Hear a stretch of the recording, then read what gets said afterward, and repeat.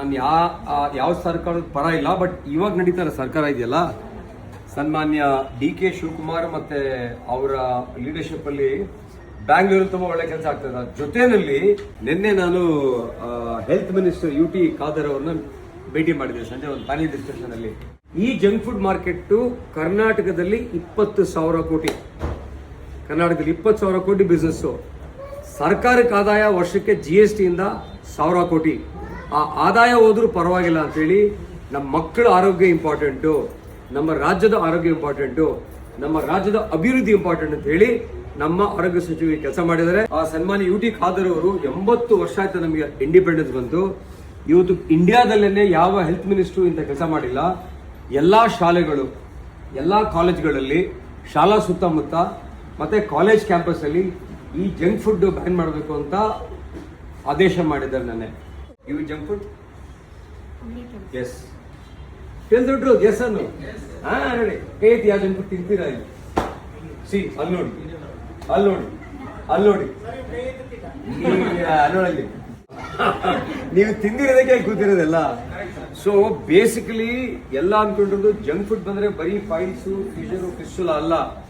ಇವತ್ತು inflammatory bowl disease ಅಂತ ಇದೆ. ನಮ್ಮ ರಿತೇಶ್ ಇಲ್ಲೇ ಇದ್ದಾರೆ, ಕೊಲೋರೆಟಿಕ್ ಸರ್ಜನ್ ಮತ್ತೆ ಸರ್ಜಿಕಲ್ ಆಂಕಾಲಜಿಸ್ಟ್. ಆಮೇಲೆ ನಮ್ಮ ಡಾಕ್ಟರ್ ವರುಣ್ ಇದ್ದಾರೆ ಇಲ್ಲಿ, ಅವರು FRCS. IBD ಅಂತ ಅಲ್ಸರೇಟಿವ್ ಕೊಲೈಟಿಸ್, ಕ್ರಾನಿಕ್ ಡಿಸೀಸ್ 25 ಜನ ಮಕ್ಕಳಿಗೆ ಬರ್ತಾ ಇದೆ. 100 ಜನದಲ್ಲಿ 25 ಜನ ಮಕ್ಕಳಿಗೆ ಬರ್ತಾ ಇದೆ. ಯಾವ ಏಜ್ ಗ್ರೂಪ್ ಅಲ್ಲಿ? 5 to 15 ಏಜ್ ಗ್ರೂಪ್ ಅಲ್ಲಿ. ಈ ಕಾಯಿಲೆಗೆ ಔಷಧಿ ಇಲ್ಲ. ಔಷಧಿ ತಗೊಂಡ್ರೆ ವಾಸಿ ಆಗತ್ತೆ, ಮತ್ತೆ ಬರುತ್ತೆ. ಔಷಧಿ ತಗೊಂಡ್ರೆ ವಾಸಿ ಆಗುತ್ತೆ, ಮತ್ತೆ ಬರುತ್ತೆ. ಕ್ಯಾನ್ಸರ್ ಆದ್ರೂ ಫಸ್ಟ್ ಸ್ಟೇಜ್ ಅಲ್ಲಿ ಡಯಾಗ್ನೋಸ್ ಮಾಡಿ ಅದು ಆಪರೇಟ್ ಮಾಡಿ ರೇಡಿಯೋಥೆರಪಿ ಕೊಟ್ಟು ಕಿಮೋಥೆರಪಿ ಕೊಟ್ಟು ಹೋಗುತ್ತೆ ಅದು. ಆದ್ರೆ ಈ ಕಾಯಿಲೆ ಇದೆಯಲ್ಲ, ಬಹಳ ಒಂಥರ ಶತ್ರುಗೂ ಈ ಕಾಯಿಲೆ ಬರಬಾರ್ದು. ಕರಳೆಲ್ಲ ಉಣ್ಣಾಗಿರುತ್ತೆ, ರಕ್ತ ಹೋಗ್ತಾ ಇರುತ್ತೆ, ಬೇದಿ ಆಗ್ತಾ ಇರುತ್ತೆ. ಆ ಇಂಜೆಕ್ಷನ್ಸ್ 1,20,000 30,000 1 ಡೋಸು. ಆ ಬಡವರು ಬಂದ್ರೆ ಅಂತೂ ಆ ಇಂಜೆಕ್ಷನ್ಸ್ ತಗೊಳಕ್ಕೆ ಆಗಲ್ಲ. ಜಂಕ್ ಫುಡ್ ನೋಡಿ, ಈ ಪಿಜ್ಜಾ, ಈ ಫ್ರೈಡ್, ಫ್ರೆಂಚ್ ಫ್ರೈಸ್ ಮತ್ತೆ ಯಾವುದೋ ಹೋಲಾಗಲ್ಲಂತೆ.